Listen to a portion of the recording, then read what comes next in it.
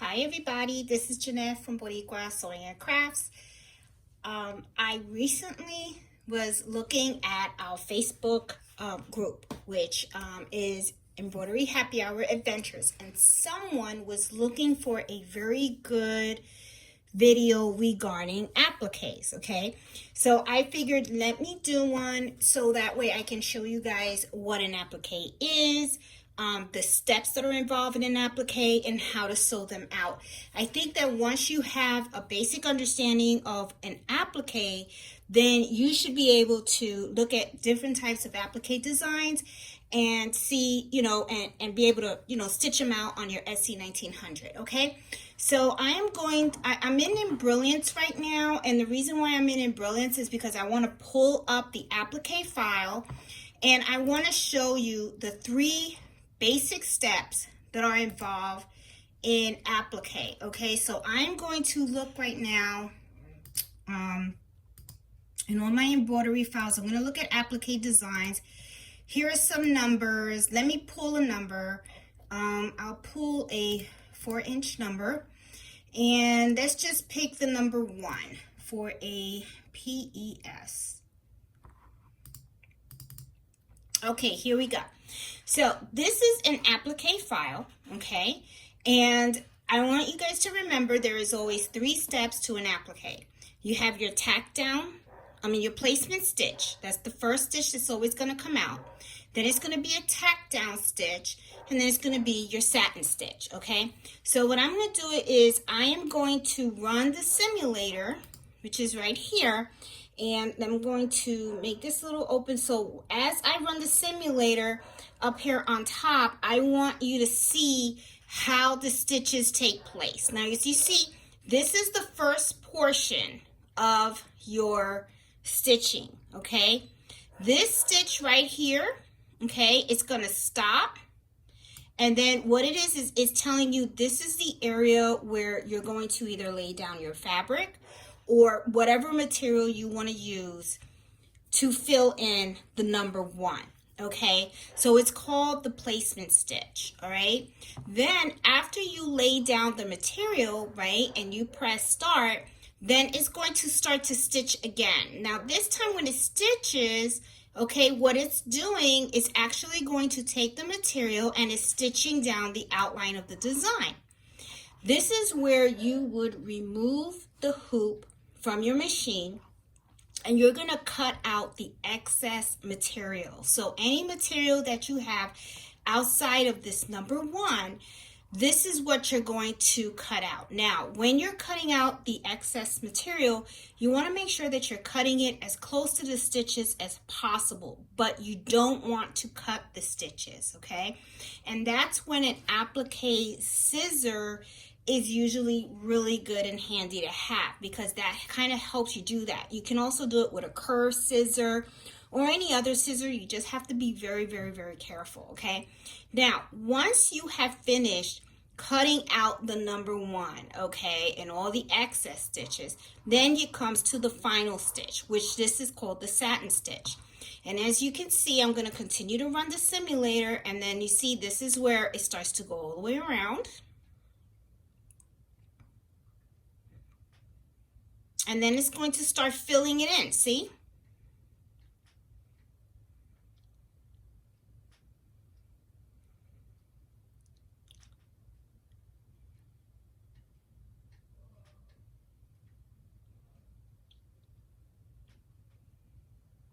All through the whole number 1.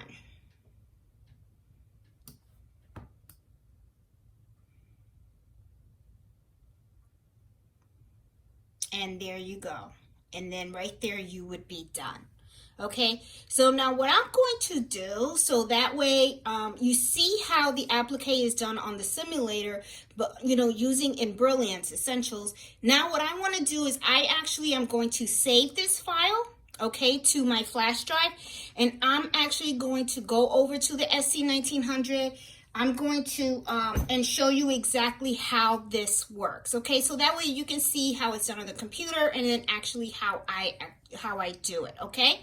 So I'm going to hoop a piece of felt into my 5x7, And we're going to stitch this number 1 out so that you can see exactly how it actually works, okay?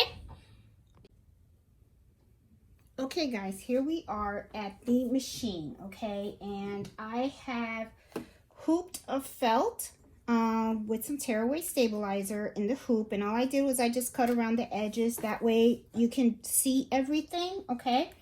And I have red thread in here, usually for the first stitches, the placement and the tack down. I usually use white or something very neutral, but because I want you to really be able to see all of this as it stitches, I'm going to use a dark thread, okay? So I am now going to put my hoop in the machine, okay? And I have the file up here on the screen, and it's ready to stitch, okay? So let me put my my hoop in here. I want to make sure I have it correctly too. Okay. Yep, I did. I hooped everything correctly. Let me put my hoop in here. Snapped it in. Okay. Now, I'm gonna, you know, the 3 steps. It has the 3 steps. Okay. It has, remember, placement, tack down, and then the final stitches, which people usually call the satin stitch. Okay. So I'm going to start the machine, and it is going to do the placement stitch. And as I said, that is where you're going to lay down your fabric. And this is the fabric that I picked for the sample for this demonstration.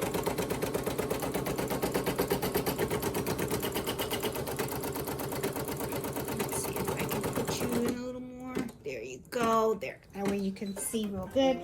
Okay, so I'm going to take this out just so that you guys can really see what it looks like. Okay, let's make sure it's on camera. See, this is the outline. Okay, so when you have your fabric, you want to make sure that your fabric covers the number 1 completely. Okay, so I'm going to put this back on the machine. At this step, I usually do not remove the hoop from the machine because I can just cut the fabric and slide it in, which is usually what I do. I see that I really don't need that big of a piece, so I'm going to just cut it down a little bit.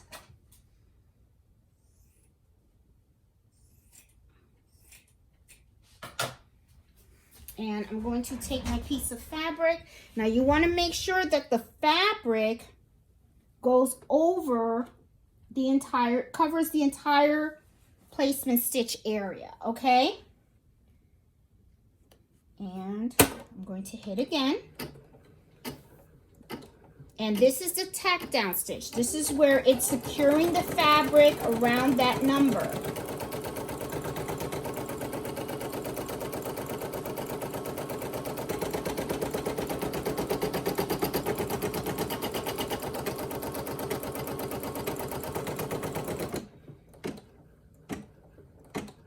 Okay, now this is usually where I move my machine back.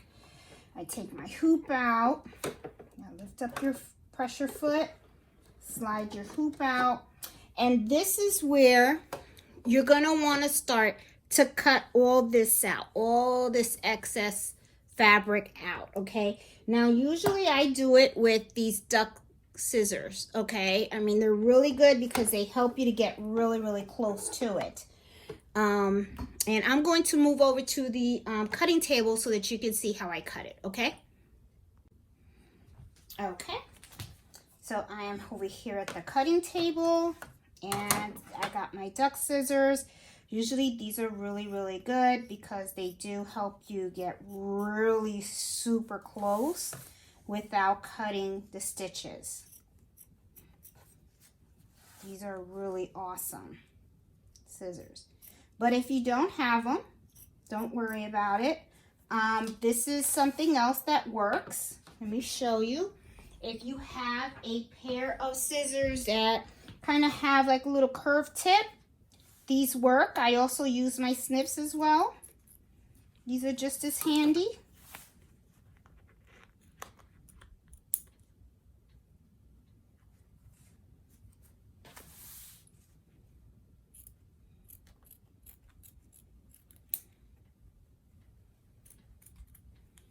Just trying to cut all the excess material out.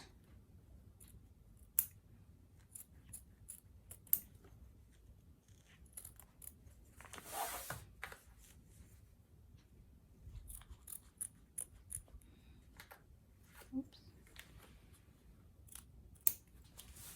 Not really paying attention to the lining, and I should be. There we go. And there, see the number one forming. You take out all that extra material.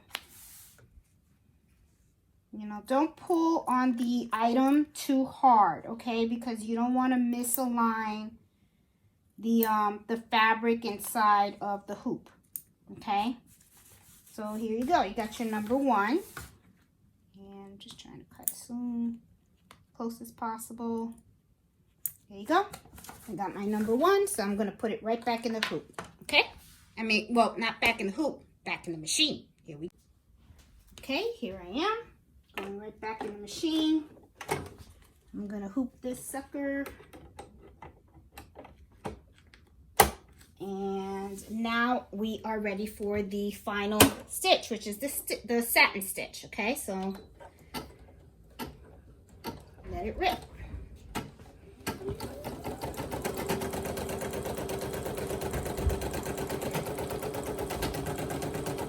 Try to put the camera a little closer so you guys can see.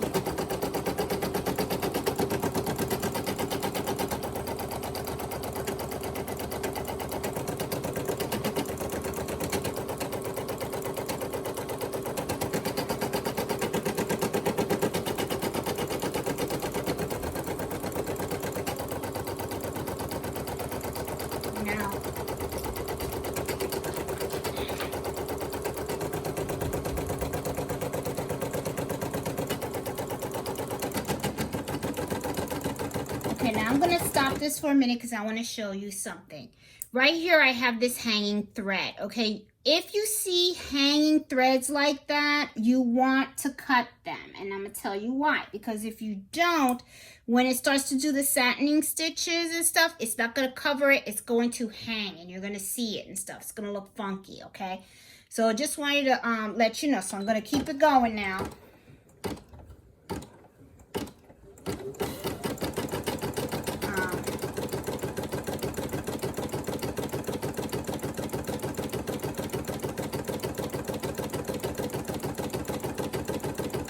Because, you know, you want it to look crisp. You really do. You want it to really look nice. You don't want to see any of the edging on the... You want the satin stitch to cover everything, okay? All of this, you want this covered on the edges with the satin stitch. So, as you can see, it is covering everything.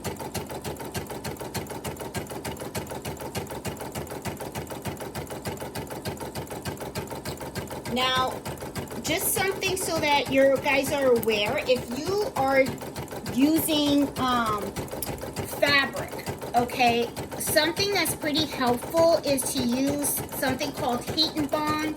Put the heat and bond in back of the fabric, and then after you do all of this, then you can take it to a heat press or an iron, and you can iron down the fabric to the shirt or the bag or whatever it is that you're doing.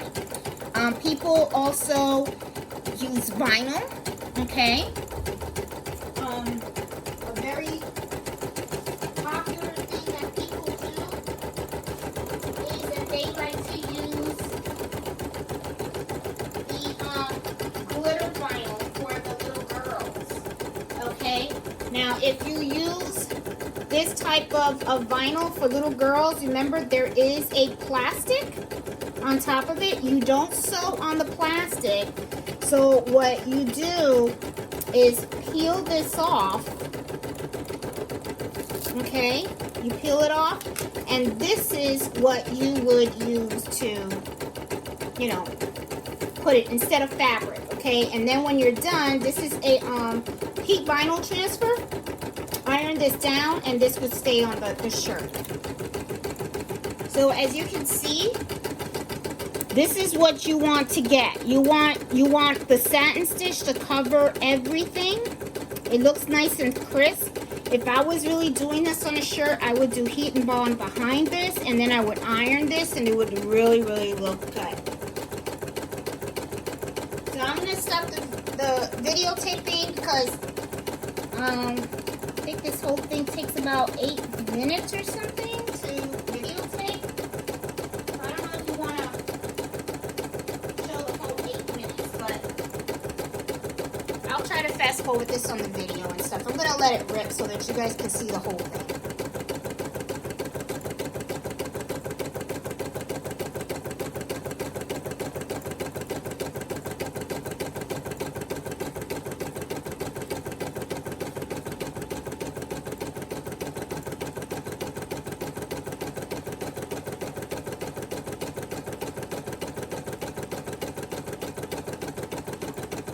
I mean, I really like the way it's coming out. Really, really nice. One thing that I did notice though, but this is just a demonstration. I'm just doing this so that I can show it.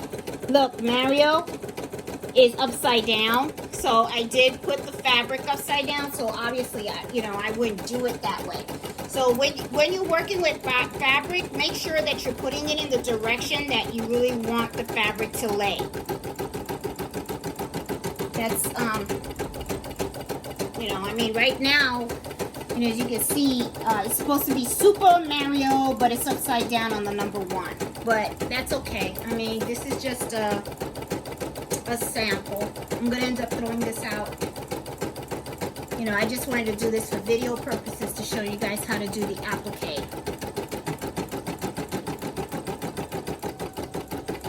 And I think this machine is going a little slow because I did a video earlier today on this speed, and I think I changed the speed to 600 stitches per minute instead of, the 650. The SC1900 does 650 stitches per minute. And sometimes if you're doing metallic thread, you want to slow down the speed of the machine. Another way you can slow down the speed of the machine is the knob in the front, but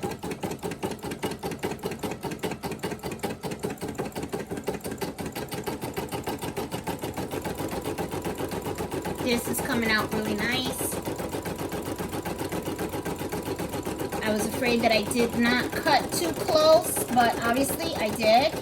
That is really the whole thing with the applique. If you're not careful with how you lay down the fabric when you tack it down, and that you're not careful when you're cutting it, if you're not cutting it correctly, it's not going to come out right. So, I happen to like applique. I think doing appliques are a lot of fun because it's a great way to use fabric scraps. And also, you're not really, to me, you're not using as much thread as you would if you were doing a full embroidery design.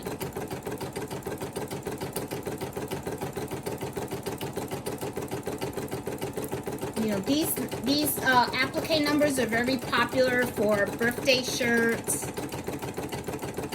And, they have applique letters, and they have different designs too.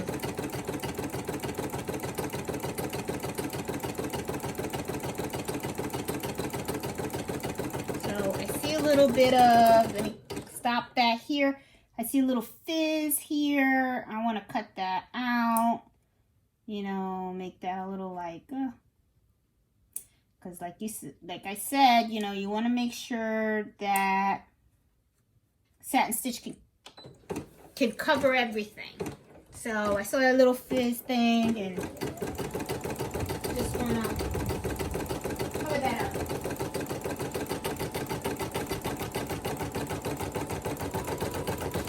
And we're almost finished.